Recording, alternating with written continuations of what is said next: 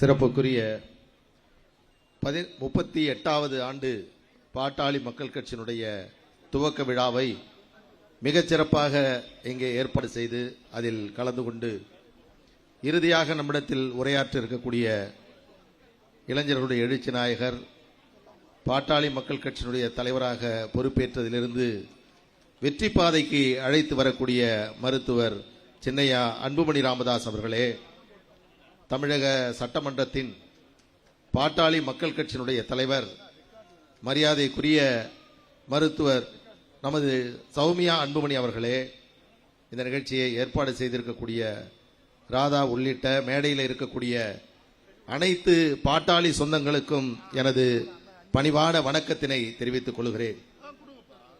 சின்னையா அவர்களும் நமது அக்கா அவர்களும் இப்பொழுது பேச வேண்டியிருக்கக்கூடிய காரணத்தினால் 38வது துவக்க விழாவை கொண்டாடி கொண்டிருக்கக்கூடிய இந்த வேளையில் பாட்டாளி மக்கள் கட்சியினுடைய தலைவராக மருத்துவர் சின்னையா அவர்கள் பொறுப்பேற்றதற்கு பிறகு பல்வேறு சத்திய சோதனைகளை அவர் சந்தித்தார்.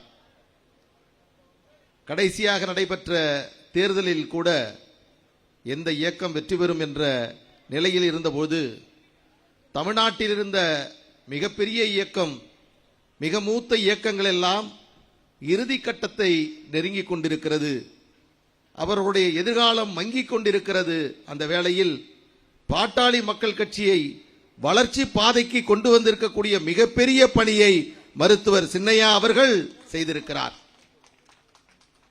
இந்த தருணத்தில் மருத்துவர் சின்னையா அவர்களை நாம் பாராட்ட வேண்டும். காரணம் என்னவென்றால், இந்த இயக்கத்தை உருவாக்கியவர் மருத்துவர் ஐயா அவர்கள், இந்த இயக்கத்திற்காக அரும்பாடுபட்டவர் மருத்துவர் ஐயா அவர்கள்.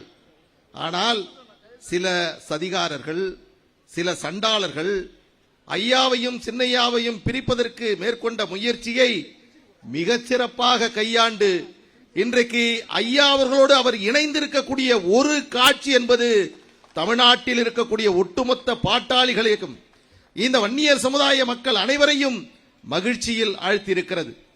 அந்த வகையில்தான் இந்த 38வது ஆண்டு என்பது பாட்டாளி மக்கள் கட்சிக்கு எதிர்காலத்தில் வளர்ச்சி பாதையை நோக்கி செல்வதற்கான ஒரு துவக்க புள்ளியாக இந்த ஆண்டு அமைய வேண்டும் என்று கூறி, தமிழகம் முழுவதும் இருக்கக்கூடிய ஒட்டுமொத்த பாட்டாளி சொந்தங்களுக்கும் எனது மனமார்ந்த வாழ்த்துக்களை, பாராட்டுக்களை தெரிவித்து விடைபெறுகிறேன். நன்றி, வணக்கம்.